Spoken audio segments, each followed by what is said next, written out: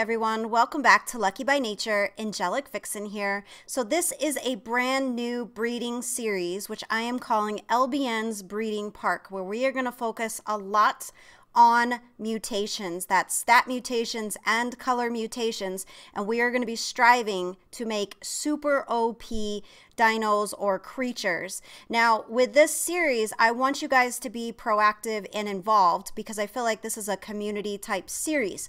Now I don't pretend to know every single possible thing about breeding, so if I miss something, please be sure to share that information in the comments below, because if we come together as a community, we can have, you know, this successful series and guide for everyone in ARC. And I feel like the breeders could come together in this series and really make a profound difference for ARC breeders for the future, because it's pretty obvious at this point, you know, Wildcard is still giving a lot of time and effort to fixing ARC, you know, developing ARC and evolving ARC for future, you know, possibilities, DLCs, maps, things like that.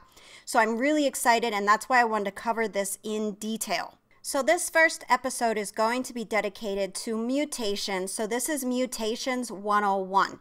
I'm going to cover some just, you know, summary type items because there's going to be a lot of people who know this and a lot of people who are new. If you already know a lot about mutations, you can fast forward past this part, but I do want to break it down in summary form. That way, if you are new to breeding or if you've struggled with breeding, this might clarify some of the key points that you definitely need to know about mutations and breeding in ARC. All right, so with breeding, before we get into mutations, I just want to clarify this snippet in case you are new to ARC.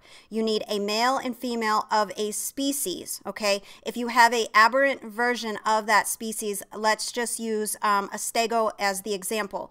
If you have a regular stego from the island, it will not breed with an aberrant stego from aberration, just to clarify. Now, if you've been around a while, you already know that, but it's very important for me to be as thorough as utterly possible. So again, you do need a male and female of a certain species, and they will not mate with an aberrant version because they are considered two different species. All right, so now let's talk mutations. The basic step number one is you do need the highest level tamed dinos to start out with. You want the best stats possible to start this breeding line, and that is very important. So you're going to want to try for 130 and above, and you'll be surprised that some of the lower levels like 130, 135, 140, 145 actually will come out with better stats than a perfect 150. Now that is not always the case, but I have seen it many times. So do not look at, you know, a 140 dino and go, ew. No, because sometimes it works out. So definitely, you know, take them down. Look at their stats. If it doesn't work out, you can kill them. But you definitely want to try and strive for the best levels utterly possible to start your breeding line. All right, so now with the mutations, let's start breaking it down. So with stat selection, there is a 55% chance that your baby dino or creature will get the higher of the two stats from their parents. Okay, so it's a 55% chance. So when you're looking at your dinos or your creatures, that is a variable that you need to factor, because with that 55% chance, you are going to be looking to try to get your babies to have the higher of the two parents. So things to keep in mind are the health and the melee. Depending on the dino, it could also be the stamina.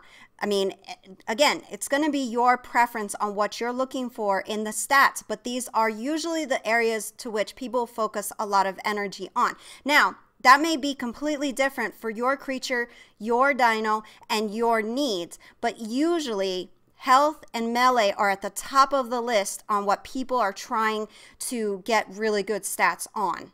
All right, so let's talk about the mutation score. Okay, you're going to see something that shows 0 out of 20, and then you'll start to see numbers in there as your dino line starts to mutate and evolve over time. What I want you to know, though, is if your dino or creature reaches 20 out of 20, it can no longer mutate.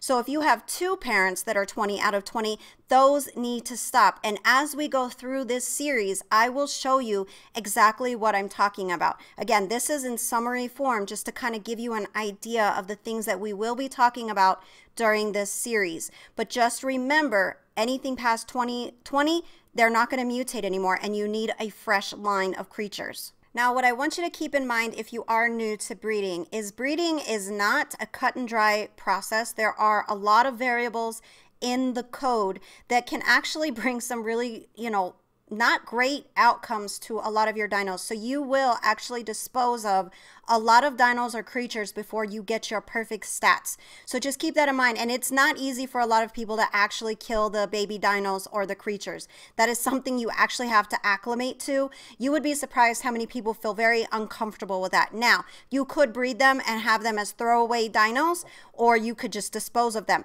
If you shoot them in an area where you have other babies, the babies will scatter. So just keep that in mind. Don't freak out if you notice it happen. That is something that you will likely deal with in a small area if you do dispose of them. So just keep that in the back of your mind as you're going through this process. Now with mutations, the stat mutation happens before the stat selection, okay? And then also when you have a mutation, you can get +2 levels on the total amount tamed levels in that stat and a color mutation.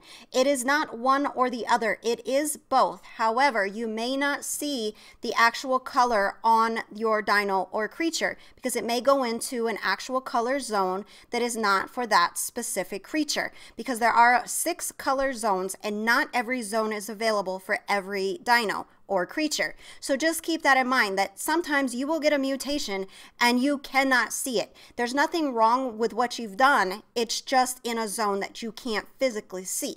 So as you can see, there is a lot that goes into breeding, and I want to make this series literally as helpful as utterly possible. So my hope is still that you guys will help me actually, accomplish that with sharing your insight, your experiences, and things of that nature in the comments as we go through this process. My goal is to create super OP dinos, and I want to fixate on each type of dino, because that way if you're looking for specific stats to see if they're good enough, or if what you have like on official or your particular dedicated server compares to other people's OP dinos, that is objectively where my goal is set. I want to make them super OP so that you have a baseline on what you're striving for. That's really important to me. So if you have really super OP dinos, please share their stats in the comments, because that way I can go back and reference them, and then we too can strive for that in this series. That way you can kind of see how long it takes. Now, as you guys can see, I am doing this on Xbox, so I'm not going to get any help whatsoever from Structures Plus, which was a little bit challenging to go, okay, I'm gonna like really dedicate myself to this. I love the process of breeding and trying to get OP super dinos. That has always been my goal, even on official, and it's very time consuming. I don't know if these videos will go up every day, but there will be several a week. And I would like for us to come together as a community and decide which dinos we're gonna breed first, and then which ones next, so on and so forth. So in the comment section, I want you guys to tell me which dino you want me to work on first. I was objectively going with possibly Rex, because a lot of people look for super OP boss Rexes. So if you're interested in seeing the first part of this being Rexes, let me know. If not, let me know what you're looking for, and then I'm going to create a list, and we're going to follow that list, and I will let you know what the next dino is every time we get through one, so on and so forth. That way you kind of have an idea as to what we're, doing in this series. So please let me know which dinos you're most interested in seeing, mutated, and we will go from there. So I just want to go over a quick summary one more time of what mutations basically are. And we will delve in pretty deep into this with each episode. But again, this is basically Mutations 101. So if you know anything I missed or anything you would prefer to clarify, be sure to, help me out and just put that in the comments, because I feel like, maybe I don't explain something well enough, and that's, acceptable. I try the best I can, but sometimes maybe I can't express it to the level in which maybe you can. So let's just work together. I feel like that would be just such a nice experience for our community if we can come together and make this guide epic. So again, with the mutations, there is a 55% chance of inheriting a stronger stat from the mother or the father. So just remember, 55% chance. The stat values are capped at 255 levels as far as I'm aware of. Please let me know if you know of anything different.